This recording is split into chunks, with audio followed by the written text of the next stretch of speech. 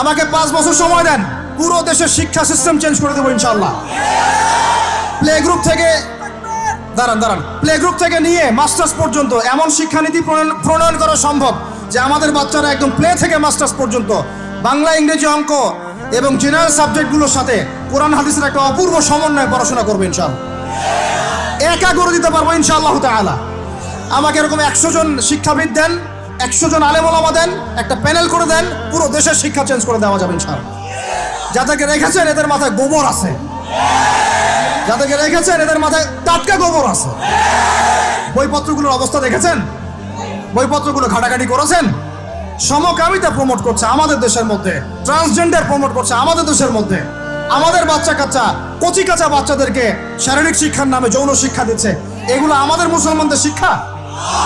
এটা চলতে থাকলে দেখবেন অচিরেই কোনো মানুষ বাচ্চাদেরকে স্কুলে পাঠাবে না, এটা অরুচি ধরে যাবে। তখন কি হবে?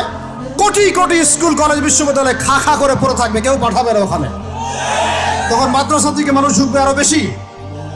আমি তো দাবি জানাই উপরের লেভেল থেকে এমন একটা শিক্ষা ব্যবস্থা প্রণয়ন করা হোক যাতে আমার মাদ্রাসা করার প্রয়োজনই না হয়।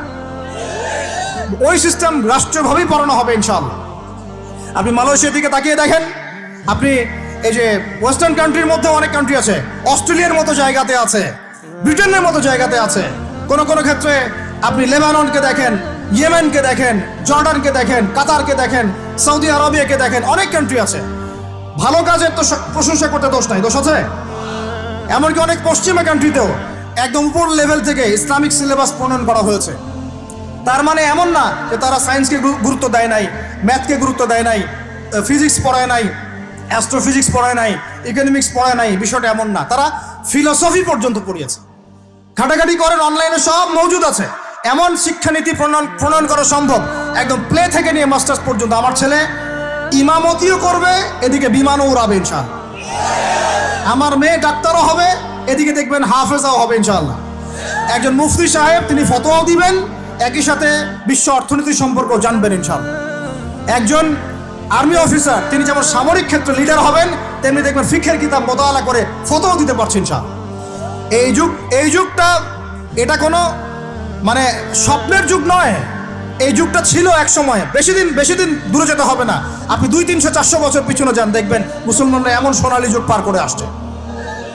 অতএব এগুলো কোনো গাল গল্প করছি না আমি, এগুলো বাস্তবে রূপান্তরিত করা অবশ্যই সম্ভব, আর হাক সম্ভব, যদি এরকম কিছু মানুষের মধ্যে উদ্দীপনা থাকে, একটা সৎ সাহস থাকে, আমাদের উপর থেকে যদি একটা সহযোগিতা আসে এবং আমাদের মতো যারা ইয়াং তাদেরকে যদি মূল্যায়ন করা হয়, ইনশাল্লাহ দেখবেন বাংলার জমিন পরিবর্তন হয়ে গেছে।